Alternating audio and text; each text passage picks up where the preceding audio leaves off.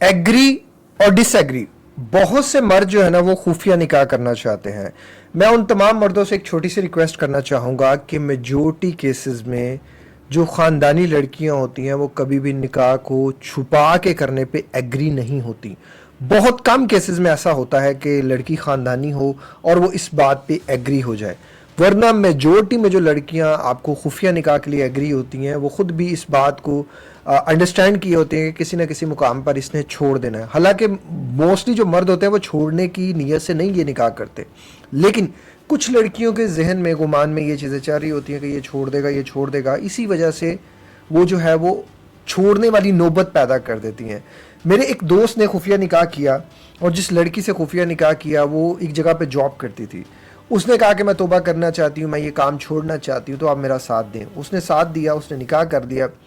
वो 2 साल का जो पीरियड था उस बेचारे के लिए बड़ा तकलीफ दे था। उसने बहुत तकलीफ़ काटी।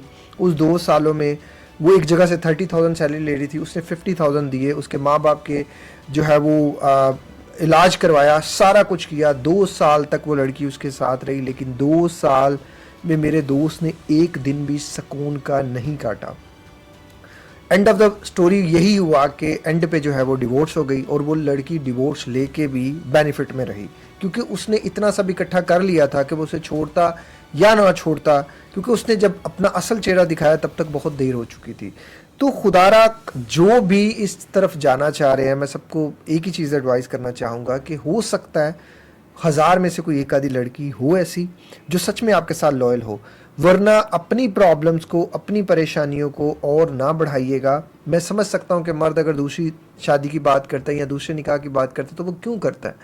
आम लोगों को समझने में या समझाने में बहुत परेशानी होगी, लेकिन एक मर्द दूसरे मर्द को अंडरस्टैंड कर सकता है। उसमें भी बहुत से मर्द नहीं कर पाते, लेकिन औरत बेचारी बिल्कुल भी नहीं कर पाती। तो जिन लोगों के पास ऐसे वसाइल हैं जो करना चाहते हैं, तो प्लीज़ इस चीज़ को मेक श्योर कर लें कि खुदा न खास्ता अगर आपकी ज़िंदगी बदतर ना हो जाए, उसको बेहतरीन करने की कोशिश करें। इस बात को माइंड में रख कर करिएगा कि अगर आपको लगता है कि जो इंसान है वो आपके लिए बेस्ट है तो फिर इंतखाब कीजिएगा, अदरवाइज़ फ़ैसला ना कीजिएगा। और फैसला करते वक्त मेरे इस दोस्त के किस्से को ज़रूर माइंड में रखिएगा। इसी तरह की मोटिवेशनल वीडियोज़ को देखने के लिए इस चैनल को सब्सक्राइब कर लीजिएगा। अपना ख्याल रखिएगा। अस्सलाम वालेकुम, अल्लाह हाफ़िज़।